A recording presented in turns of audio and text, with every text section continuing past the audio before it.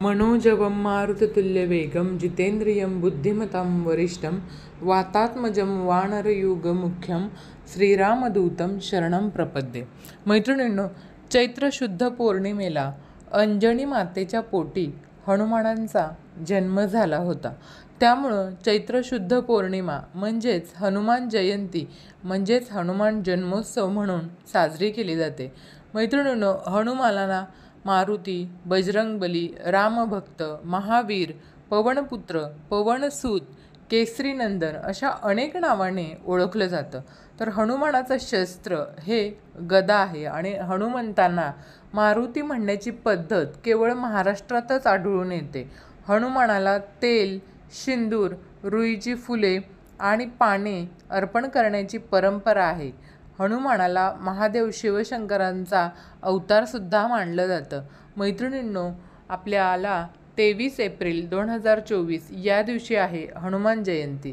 तर या हनुमान जयंतीच्या दिवशी आपण काही अशा गोष्टी करायच्या आहेत की त्या केल्यामुळे आपल्या ज्या काही सांसारिक समस्या आहेत त्या कमी होण्यास मदत होतेच, पण त्याचबरोबर आपल्याला कोणत्याही कार्यामध्ये जर यश मिळत नसेल तर ते यश संपादन आपण करू शकतो, किंवा आपल्याला शनीचा वगैरे त्रास असेल तर तोही त्रास हळूहळू कमी होण्यास मदत होते। मैत्रिणींनो, हनुमान अतिशय शक्तिशाली आणि सामर्थ्यवान असा होता।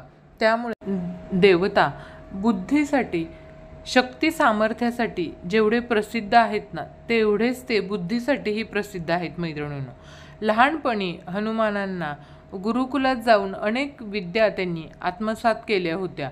तसंच त्यांनी काही वानरांची युद्ध करण्याची विशिष्ट पद्धतीही शिकून घेतली होती। मैत्रिणींनो, लक्षात घ्या, हनुमान हे चिरंजीवी असल्याने ते आज देखील अस्तित्वात असल्याची मान्यता अनेक भाविकांमध्ये आहे आणि हनुमानांना लावण्यात येणारा सिंदूर अत्यंत प्रिय असा मानला जातो।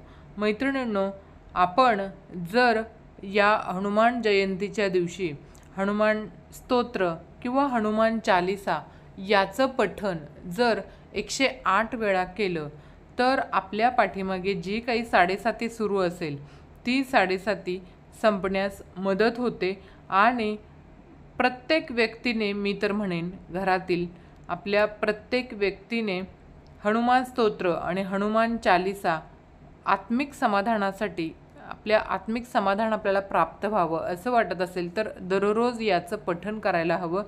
तसंच साडेसाती सुरू असलेल्या व्यक्तींनी सुद्धा दररोज किमान पठण करायला हवं, किंवा किमान मंगळवारी आणि शनिवारी मारुतीचं दर्शन घ्यावं। आपल्या जवळपास जिथे हनुमानाचं मंदिर असेल त्या ठिकाणी जाऊन आपण मारुतीचं दर्शन घ्यायचं आहे। हनुमानाला शक्ती, स्फूर्ती आणि ऊर्जेचं प्रतीक मानण्यात येतं। मैत्रिणींनो, तर सर्वात महत्त्वाची गोष्ट ते म्हणजे हनुमान चालीसा मध्ये असं म्हटलं आहे की शेवटी जो शतबार पाठ करे कोई, छूट ही बंदी महासुख होई। याचा अर्थ असा होतो की हनुमान चालीसा 100 वेळा वाचावी म्हणजे आपल्यावर संकटांचे बंधन आहे ते तुटून जाईल असा याचा अर्थ होतो। मैत्रिणींनो, संकट म्हणजे कुठलंही असो, आता आपल्यापैकी बऱ्याच लोकांना नोकरी संदर्भात काही समस्या असतात, किंवा पोलीस केस होण्याची भीती असते, किंवा काही शत्रू आपल्याला मारायला टपलेले असतात, किंवा अशा प्रकारचे कोणतेही कोर्ट कचेरीचं काम असेल तर अशा वेळी आपण एकाच बैठकीमध्ये हनुमान जयंती दिवशी तुम्ही सुरुवात करू शकता। मैत्रिणींनो, एकाच बैठकीमध्ये 108 वेळा हनुमान चालीसा वाचायची, तसा संकल्प करायचा। रात्री 10 नंतर अनुष्ठानाला तुम्ही सुरुवात करू शकता। मैत्रिणींनो, जर हनुमान जयंती दिवशी तुम्ही करू शकत नसाल तर कोणत्याही मंगळवारी किंवा शनिवारी, शनिवार असेल तरी अतिउत्तम, मंगळवार हा मारुतीचा वार मानला जातो, म्हणून आपण मंगळवारी किंवा शनिवारी याला सुरुवात करायची आहे या अनुष्ठानाला। तर यासाठी तुम्हाला काहीही करायचं नाही बघा, फक्त आपल्या देवघरासमोर बसायचं आहे आणि जर तुम्ही हनुमान जन्मतिथीला करणार असाल सुरुवात तर उत्तर दिशेला आपलं मुख करायचं आहे आणि आपण जेव्हा अनुष्ठानाला बसणार आहोत तेव्हा लाल वस्त्र, लाल आसन घेऊन त्याच्यावरती बसायचं आहे. त्यामुळे काय होतं बघा, त्याचं फळ आपल्याला लवकरात लवकर मिळतं. सुरुवातीला अनुष्ठान पूर्ण झाल्यावर आपण काय करायचं आहे बघा, अनुष्ठान सुरुवात करण्यापूर्वी म्हणजे आपण हनुमान चालीसा किंवा हनुमान स्तोत्र हे म्हणायला बसण्यापूर्वी आपल्याला 108 वेळा रामरक्षा बोलायची आहे. कारण रामभक्तीशिवाय मारुती उपासनाला वैगुण्य प्राप्त होत नाही बघा. निदान श्रीराम जय राम जय जय राम असा मंत्र जप आपल्याला जेव्हा आपण अनुष्ठानाला बसणार आहोत त्याच्या अगोदर 108 वेळा 108 वेळा मंत्र जप करायचा आहे. आणि त्याच्यानंतर आपली हनुमान चालिसाचा पाठ करून झाल्याच्या नंतर पुन्हा एक माळ आपण श्रीराम जय राम जय जय राम या नामाचा जप करायचा आहे.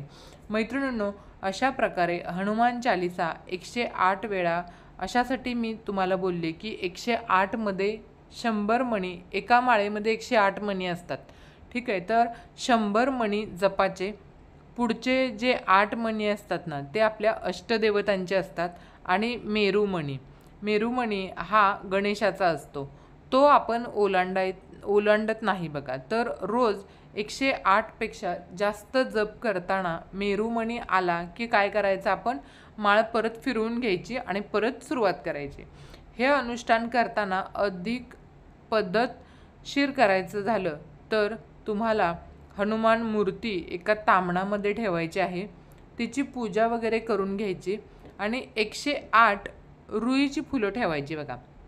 एका ताटामध्ये 108 रुईची फुलं घ्यायची आणि आपण एक पाठ झाला की ती काही मूर्ती जी काही आहे आपल्याकडे हनुमानांची, त्या मूर्तीवर ते एक फूल व्हायचं.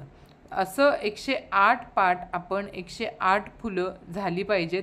दुसऱ्या दिवशी सकाळी आपल्याला काय करायचं आहे बघा, दुसऱ्या दिवशी सकाळी ही सर्व फुले विसर्जन करायचे. तर मैत्रिणींनो, 108 पाठ जेव्हा आपण करतो तर आता हे पाठ करत असताना ते पाठ आपण एकट्याने करायचे, पती पत्नी दोघांनी करायचे नाही आहेत.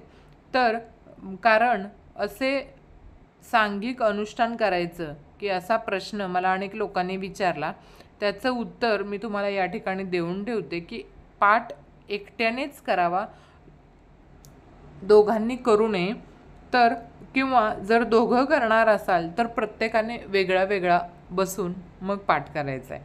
अशा प्रकारे तुम्हाला या हनुमान जयंतीच्या दिवशी 108 रुईच्या झाडाची फुलं याची माळ बनवायची आणि ती माळ आपण जेव्हा 108 पाठ होतील आपले त्याच्यानंतर ती माळ मारुतीच्या मंदिरात जाऊन किंवा तुमच्याकडे जर घरी मूर्ती असेल तर त्या मूर्तीला तुम्हाला ती अर्पण करायची आहे, घालायची आहे माळ. आणि त्याचबरोबर लाल रंगाचं वस्त्र आपल्या मारुतीला आपण परिधान करू शकता. आणि तसंच आपल्या मारुतीरायांना आवडता असा शेंदूर, हा शेंदूर जो आहे तो शेंदूर आपण स्वतःच्या कपाळाला सुद्धा लावून घ्यायचा आहे आणि मारुतीरायांना सुद्धा या दिवशी न चुकता लावायचा आहे मैत्रिणींनो. तर ही अतिशय साधी आणि सोपी अशी सेवा तुम्ही या दिवशी करू शकता हनुमान जयंती दिवशी. यामुळं तुमच्या बऱ्याचपैकी समस्या दूर होण्यास मदत होईल. तर आजची ही माहिती तुम्हाला आवडली असेल अशी अपेक्षा करते आणि जर आवडली असेल तर चॅनलला लाईक आणि सबस्क्राईब करायला विसरू नका. धन्यवाद. श्री स्वामी समर्थ. जय जय स्वामी समर्थ.